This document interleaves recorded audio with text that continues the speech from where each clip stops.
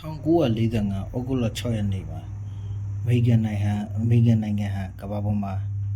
ဘယ်သူမှထုတ်မသုံးသေးတဲ့နျူကလ িয়ার ဘုံးကို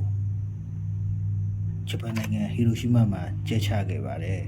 ။ဒါလူသားတွေနျူကလ িয়ার ခေတ်တဲ့ပထမဆုံးအကြိမ်ရောက်ရှိသွားတယ်လို့ပြောလို့ရပါတယ်။နျူကလ িয়ার ကျဲချမှုကြောင့်အဖြူရောင်လင်းနှန်းများဖြစ်ပေါ်လာပြီးလူအသက်ပေါင်းများစွာစိတ်မကောင်းစွာတည်တည်ပျက်စီးခဲ့ကြပါတယ်။စိတ်မကောင်းစွာနဲ့တည်ဆုံးခဲ့ကြပေမဲ့ရှင်သန်တဲ့လူများလည်းရှိခဲ့ပါတယ်။မစ္စတာဟက်ဆူယိုနာကာမူရာဆိုတဲ့အမျိုးသမီးကတော့ဒီဆောင်းမှာပြောပြသွားမယ်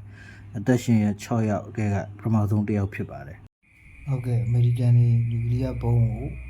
ဟီရိုရှီးမားမြို့မှာကျဲချခဲ့တဲ့ဗီဒီယိုဖိုင်တိလေးတူတူကြည့်ကြအောင်လားခင်ဗျာ။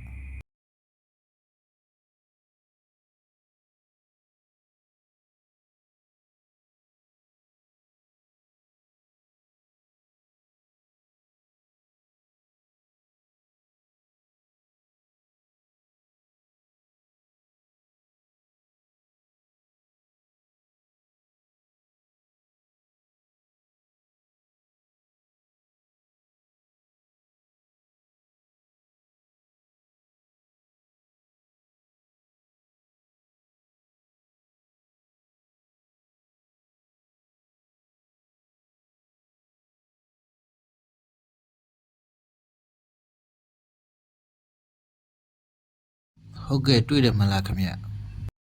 ဟုတ်ကဲ့အခုတော့မစ္စတာနာကာမူရာရဲ့အကြောင်းဆက်ပြောအောင်လားခင်ဗျ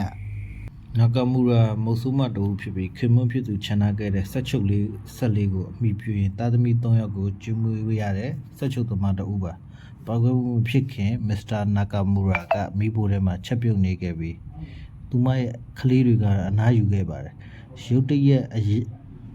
အရန်လင်းနဲ့ဖြူအောင်လင်းတဲ့တစ်ခုကိုကောင်းမှတွေးလိုက်ရပြီးချက်ချင်းဆိုလိုပဲမစ္စတာနာကာမူရာကဟာအုတ်ကျွတ်အပိုင်းအစတွေနဲ့အတူကျမ်းမြင့်မှာလဲကျသွားခဲ့ပါတယ်သူမအပျက်စီးတွေကြားကနေရုံထားပြီးတဲ့နောက်မှာကလေးတွေကဲဖို့ချက်ချင်းကြိုးစားခဲ့ပြီးဘေးလို့ရဖြစ်တဲ့အဆာနိုပန်းချဘက်ကိုထွက်ပြေးခဲ့ကြပါတယ်မသွားခင်မှာလည်းမစ္စတာနာကာမူရာကသူမရဲ့အသက်မွေးကြောင်းဝမ်းကြောင်းပြူရာဖြစ်တဲ့ဆက်ချုပ်စလေးကိုအိရှိကကွန်ကရစ်ကန်တစ်ခုထဲမှာလုံလုံချုံချုံတင်ထားခဲ့ပါတယ်ပန်းချထဲမှာတညတာကုံဆုံးပြီးရဲ့နောက်မှာတော့ဖုံးတော်ကြီးတစ်ပါးနာကာမူရာမိသားစုကိုဖះเจ้าထဲလာနေဖို့ဖိတ်ခေါ်ခဲ့ပါတယ်မစ္စတာနာကာမူရာနဲ့အခြားလူတွေမှာတိတာထင်ရှားတဲ့ထိခိုက်ဒဏ်ရာတွေမရှိပေမဲ့ဖျားနာတယ်လို့တော့ဖြစ်နေကြပါတယ်နာကာမူရာမိသားစုကဘုံပေါက်ပြီးနောက်6ရက်လောက်အကြာမှာဟီရိုရှီးမားမြို့လေးကိုစွန့်ခွာခဲ့ပြီးမစ္စတာနာကာမူရာရဲ့ရောင်းမရှိတဲ့ကာပီမြို့ကိုပြောင်းရွှေ့ခဲ့ကြပါတယ်သူတို့သွားတဲ့လမ်းတစ်လျှောက်မှာလည်းအနုပြုဘုံရဲ့အတန်တွေနှစ်ခုကွဲထွက်မှုကြောင့်ဟီရိုရှီးမားမြို့တစ်မြို့လုံးပျက်စီးသွားတယ်ဆိုတဲ့သတင်းတွေကြားခဲ့ရပါတယ်ဒါပေမဲ့မစ္စတာနာကာမူရာကတော့အဲ့ဒီအတန်ဆိုတာကြီးကြောင့်သူမရဲ့သပင်တွေပိုကျွတ်လာရတယ်ဆိုတော့ကိုတေချာနားလည်ဖို့မပေါ်ပါဘူး3ရက်အကြာမှာသူမရဲ့ခေါင်းမှာသပင်လုံးဝမရှိတော့ပဲကရုံးတုံလုံးဖြစ်သွားခဲ့ရပါတယ်နောက်ပိုင်းမှာတော့သူမရဲ့အငယ်ဆုံးသမီးလေးတို့ဟာပင်ပန်းတဲ့မှုနဲ့အာရင်ချစ်တဲ့မှုတို့ကိုအမြဲလိုခံစားလာရပါတယ်သူတို့မသိတာကသူတို့တွေဟာအနုပြုဘုံရဲ့ရေဒီယိုတထုကြမှုတွေကြောင့်ဒီလိုမျိုးတွေခံစားရတယ်ဆိုတာပါတဖြည်းဖြည်းနဲ့မစ္စတာနာကာမူရာနဲ့ယောဂလက္ခဏာစင်တူခံစားရသူပေါင်းများစွာကိုတွေ့မြင်လာရပြီးကောလာဟာလာတစ်ခုကတော့သူတို့စီကိုရောက်ရှိလာပါတယ်အဲ့ဒါကတော့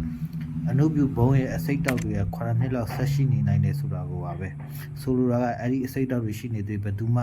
ဟီရိုရှီးမားမြို့တွေကိုဝင်ခွင့်မရဘူးလို့ပြောချင်တာဖြစ်ပါတယ်အဲ့ဒီချိန်မှာမစ္စတာနာကာမူရာကလည်းသူမဖွက်ထားတဲ့ဆက်ချုပ်ဆက်လေးကိုပြန်လို့မရတော့ဘူးဆိုပြီးအမေရိကန်နိုင်ငံကိုမုံကြီးနေပါတော့တယ်စက်တင်ဘာလဆန်းပိုင်းရောက်တဲ့အခါမှာတော့သိပ္ပံပညာရှင်တွေကလိုအပ်တဲ့ဆက်သွယ်မှုတွေပြုလုပ်ပြီးဟီရိုရှီးမားမြို့တွေကိုပြန်ဝင်လို့ရပြီဆိုပြီးကြေညာခဲ့ပါတယ်ဒီလိုနဲ့အမေရိကန်နိုင်ငံပေါ်ထားရှိတဲ့နာကာမူရာရဲ့အညိုတီးတွေကလည်းလွေးပြောက်ကုန်ပါတော့တယ်မစ္စတာနာကာမူရာရဲ့သပင်တွေပြန်ပေါက်လာတဲ့အချိန်မှာတော့သူတို့မိသားစုကဟီရိုရှီးမားကိုပြန်သွားခဲ့ပါတယ်